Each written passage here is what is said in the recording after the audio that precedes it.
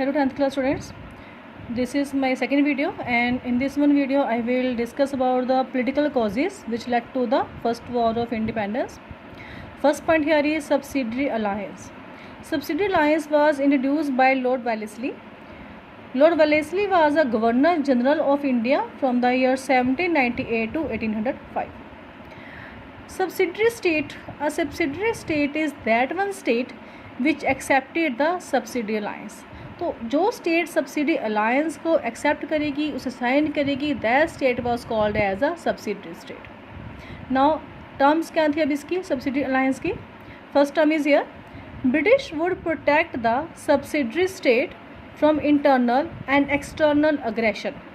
अब देखिए यहाँ पर ब्रिटिशर्स ने ये कहा था कि अगर कोई इंडियन स्टेट सब्सिडी अलायंस को एक्सेप्ट करती है, उसे साइन करती है, तो ब्रिटिशर्स जो हैं उस स्टेट को, उस इंडियन स्टेट को प्रोटेक्शन देंगे from the internal and external aggression. Internal means अगर कोई इनसाइड से स्टेट के विद इन अगर लोग ही उनके जो हैं रूलर के जो लोग हैं, जो पीपल हैं, वो उसके अगेंस्ट विद्रोह करते हैं, तो रिवोल्ट करते हैं, तो और otherwise if there is external aggression means outside of the state, कोई बाहर की स्टेट है, कोई दूसरी स्टेट है, अगर कोई उस सब्सिडी स्टेट के ऊपर अटैक करेगी तो उस केस में ब्रिटिशर्स उस स्टेट को प्रोटेक्शन प्रोवाइड करेंगे.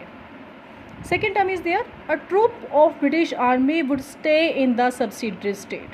ट्रूप मीन्स द ब्रिटिश जो सोल्जर्स हैं वो स्टे करेंगे सब्सिडरी स्टेट में. अब देखो ब्रिटिशर्स ने कहा कि अगर हमने आपको प्रोटेक्शन प्रोवाइड करनी है तो हमारी जो आर्मी है, हमारी फोर्सेस आपकी स्टेट में रहेंगी. So a troop of British army would stay in the subsidiary state. Third is the maintenance of British troop. अब देखो जो ये ट्रूप यहाँ पर इस सब्सिडी स्टेट में रहेगा, उस ट्रूप की जो मेंटेनेंस है, मेंटेनेंस मीन्स उस ट्रूप के ऊपर जो भी एक्सपेंडिचर होंगे, उनके रहने का, खाने पीने का, उनके सैलरी का जो भी खर्चा होगा, it would be paid by the subsidiary state ruler. तो जो वहाँ का रूलर है, जो सब्सिडरी स्टेट का रूलर है, वो उस ब्रिटिश आर्मी की, ब्रिटिश ट्रूप की सारे के सारी मेंटेनेंस को पे करेगा, वही खर्चा पानी जो है उसका प्रोवाइड करेगा उस ट्रूप का. इफ़ रूलर फेल्ड टू पे फॉर द ब्रिटिश ट्रूप. अब देखो यहाँ पर ये कहा गया है कि अगर जो रूलर है, जो सब्सिडी स्टेट रूलर है, ब्रिटिश ट्रूप को जो उसकी मेंटेनेंस के जो एक्सपेंडिचर हैं फेल हो जाता है पे करने के लिए, so the state would be annex by the Britishers. तो जो वो स्टेट है वो ब्रिटिशर्स उसको अनेक्स कर लेंगे. A British officer would stay in the state court as the British residence officer. एक जो ब्रिटिश ऑफिसर है वो हमेशा जो है स्टेट के कोर्ट में रहेगा, जहाँ पर इनकी एडमिनिस्ट्रेशन होता है, जहाँ पर डेली रूटीन वर्क होता है स्टेट कोर्ट में. तो एक ब्रिटिश ऑफिसर हमेशा वहाँ पर रहेगा उस स्टेट कोर्ट में as a British residence officer. So these were the terms of the subsidy alliance. Now the firstly signed by Nizam of Hyderabad. तो जो जिस स्टेट ने सबसे पहले, जिस रूलर ने इस सब्सिडी अलायंस को साइन किया था, he was Nizam of Hyderabad and he signed it in the year 1798. Other state who signed the subsidy alliance were, some of them were Mysore, Awadh, Tanjore. So these are the some of the other states who signed the subsidy alliance. Next आपका doctrine of lapse, very famous. Doctrine of lapse was introduced by Lord Dalhousie. Lord Dalhousie जो थे governor general थे India के from the year 1848 to 1856. Under this, if any state ruler died without a natural male heir. अब देखिए ध्यान दीजिए इस चीज़ की तरफ. अगर किसी इंडियन स्टेट का कोई रूलर है, कोई किंग है, उसकी डेथ हो जाती है without a natural male heir, means natural means उसका खुद का, हेयर मीन्स सक्सेसर, यहाँ पर हेयर का मीन्स क्या है, सक्सेसर. अगर उस रूलर का खुद का अपना बेटा नहीं है, then he state would be annex by the Britishers. तो वो ऑटोमेटिकली जो स्टेट है वो ब्रिटिशर्स को लैप्स हो जाएगी, it would be annex by the Britishers. Under this the adopted son. अब देखिए जब स्टेट रूलर का कोई अपना खुद का बेटा नहीं है, तो हो सकता है उसने किसी को अडॉप्ट किया हो, अडॉप्ट मीन्स किसी को गोद लिया हो. So the adopted son had no right over to rule. यहाँ पे अडॉप्टेड सन को बोला गया कि जो गोद लिया हुआ बेटा होगा उसे राइट नहीं होगा रूल करने का under the doctrine of lapse.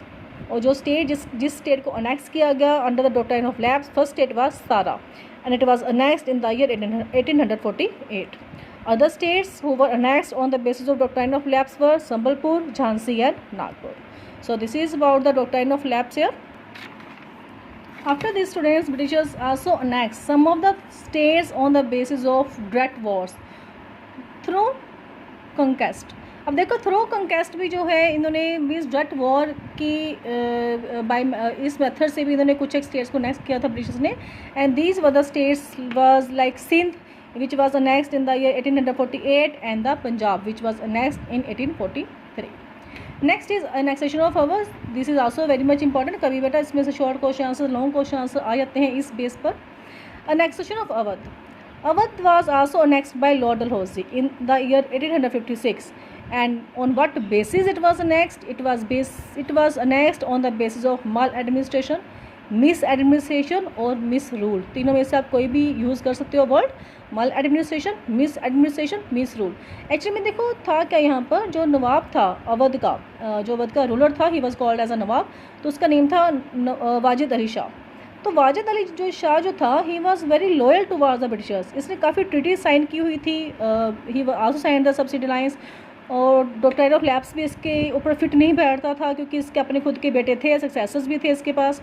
तो ब्रिटिशर्स जो थे वो चाहते थे इसके स्टेट्स को अनेक्स करना, जबकि ये टोटली लॉयल था और ये सभी टर्म्स को ये फुलफिल कर रहा था ब्रिटिशर्स की.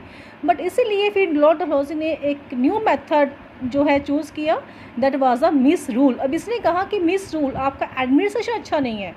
जो आपका एडमिनिस्ट्रेशन है, आपका जो रूलिंग जो आप रूल कर रहे हो अपने लोगों के ऊपर, जो रूल कर रहे हो अपनी स्टेट के ऊपर, जो आपका रूल है, that is not good enough. So on that one basis Lord Dalhousie annex the Awadh from the Wajid Ali Shah, and Wajid Ali Shah was dethroned and exiled to Calcutta. तो इसे अवध से कलकत्ता भेज दिया गया. Awadh was exploited economically. Actually देखो अवध जो था वो काफ़ी इकोनॉमिकली काफ़ी मीन्स काफ़ी उसके पास प्रॉफिटेबल पोजीशन में था. ये काफ़ी प्रॉफिट ब्रिटिशर्स को अर्न हो सकता था through the trade from the Awadh. So it also affected the British army because most of the sepoys were belong to Awadh. अब इससे जो ब्रिटिश आर्मी के ऊपर भी काफ़ी इफेक्ट पड़ा जब इन्होंने अवध को नेक्स्ट किया, क्योंकि काफ़ी जो सिपाही जो थे, मोस्टली जो सिपाही जो थे ब्रिटिश आर्मी में, वो कहाँ से थे? देवर फ्रॉम द अवध. एक्चुअली में देखो कंडीशन क्या थी यहाँ पर कि जो अवध की हर एक फैमिली में, जो फैमिली जो थी देवर मेनली पीजेंट्स, किसान लोग थे, फार्मर्स थे, और हर एक फैमिली से कहते हैं एक पर्सन जो था वो ब्रिटिश आर्मी में था. तो इसकी वजह से ये भी एक बहुत बड़ा रीज़न बना जो रिवोल्ट हुआ था 1857 का. नेक्स्ट है मेरा कि इनका ट्रीटमेंट क्या था ब्रिटिशर्स का towards the Indian rulers. First of all it is the disrespect to Nana Sahib. Nana Sahib कौन थे? Nana Sahib was the adopted son of Peshwa Bajirao two. ये अडॉप्टेड सन थे पेशवा बाजीराव टू के, and his pension was stopped. अब इनको देखो पेंशन मिलती थी जब पेशवा की पोजीशन चली गई थी, तो ब्रिटिशर्स ने प्रॉमिस किया था कि हम आपको एनुअली एक लम सम ऑफ मनी पे करते रहेंगे, that was called age pension. But जब नाना साहब आए तो बाजीराव की डेथ के बाद नाना साहब जो उनके बेटे थे, जो कि अडॉप्टेड सन थे, इनकी पेंशन को ब्रिटिशर्स ने बंद कर दिया. Why? On the basis of doctrine of lapse. क्योंकि देखो मैंने अभी आपको बताया कि डॉक्ट्राइन ऑफ लैप्स के अकॉर्डिंगली गोद लिए हुए बेटे अडॉप्टेड सन को कोई भी राइट नहीं था. तो इसी बेसिस पर लॉर्ड डलहौजी ने नाना साहब की पेंशन को भी बंद कर दिया. Next is disrespect to the Mughal emperor. अब मुगल एम्परर कौन था उस टाइम पर? Last Mughal emperor was Bahadur Shah Zafar. अब लॉर्ड डलहौजी ने 1849 में, स्टूडेंट्स लॉर्ड डलहौजी ने 1849 में ये अनाउंस किया था that the Mughal emperor and his family would no longer be allowed to stay in the red Fort. अब देखो रेड फोर्ट जिनका एंसेस्टर एक पैलेस था, जब ये from the time of the जब से रेड फोर्ट बना था, from the time of the Shahjahan, they were living there. तो अब जो है यहाँ पे लॉर्ड डलहौजी ने अनाउंस कर दिया कि जो मुगल एम्परर है वो अपनी फैमिली के साथ जो है अलाउड नहीं है, वो रह नहीं सकता है रेड फोर्ट में, and they must be move to a place near the Qutub Minar. उनको कहा गया कि कुतुब मीनार के पास एक जगह है, आप वहाँ पर शिफ्ट हो जाओ अपनी फैमिली के साथ, and you are not allowed to stay in the red fort. तो this announcement was made by Lord Dalhousie. Must remember this thing. Secondly by the Lord Canning, जो कि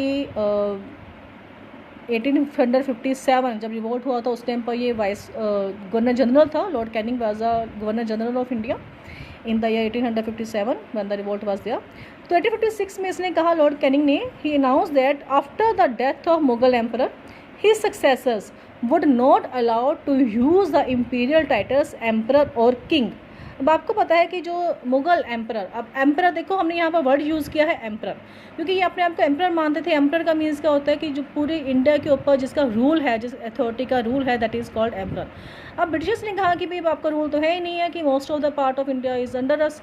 तो इसलिए उन्होंने कहा लॉर्ड कैनिंग ने कि अब आपकी डेथ के बाद जो आपके सक्सेसर्स हैं वो इंपीरियल टाइटल जो है एम्परर और किंग वो उसको यूज़ नहीं कर सकते हैं।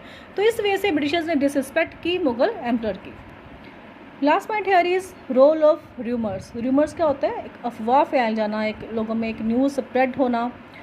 Rumour spread that the rulers of India changed after every 100 years. अब देखो ये लोगों का बिलीव था उस टाइम पर कि 100 ईयर्स के बाद इंडिया का रूलर जो है वो चेंज हो जाता है। So as 100 years were past, अब 100 ईयर्स पास हो चुके थे since the battle of Plassey in 1757। 1757 बेटा बैटल ऑफ प्लासी के बाद ही ब्रिटिशर्स का रूल जो था वो स्टार्ट हुआ था। अब 100 ईयर्स हो चुके थे, not is the time of 1857। So people believe that the time had come for the British rule to end. अब लोगों में ये एक कॉन्फिडेंस था कि अब टाइम आ चुका है कि ब्रिटिशर्स का जो रूल है वो ओवर हो जाएगा, वो ख़त्म हो जाएगा। So this is all about the political causes. Almost बेटा ये आपकी टॉपिक्स जो हैं मैंने जो नोट्स प्रोवाइड किए हैं वो आपके सारे के सारे टॉपिक्स इसमें से कवर अप करेंगे। और जो असाइनमेंट मैंने आपको यहाँ पर 10 क्वेश्चंस की दे रही हूँ एक मैं आपको। So it's better for you if you note down this questions and try to find the answers and note down these answers in your notebook. अगर आप नोटबुक में मेंशन कर लेते हो तो आपको बेटा एग्ज़ाम टाइम पर काफ़ी ईजी रहेगा और मोस्टली बेटा क्वेश्चन यहीं से ही आएंगे आपको। So first question is here, who called the revolt of 1857 as a first war of independence? Secondly, mention any 3 political causes which led to the revolt of 1857. Third is, who was Nana Sahib and what was his grievance? Fourth, who forced the Mughal emperor to leave the Red Fort? Fifth, how did Lord Canning show disrespect to the Mughal emperor? Sixth is, what was the doctrine of lapse? Who introduced it? Seventh, on what basis Awadh was annexed? Eighth, at the time of revolt, who was the Governor General of India? Ninth is, which first Indian state signed the subsidiary lines? 10th is, how did rumors play an important role for the rise of the revolt of 1857? So students, our political causes is finished now. In the next video, I will discuss about the social and religious causes which led to the revolt of 1857. If you like my video, then please subscribe my channel and also share it with your friends and with your classmates, which motivate me to upload more and more videos for you. Have a nice day. Goodbye all of you.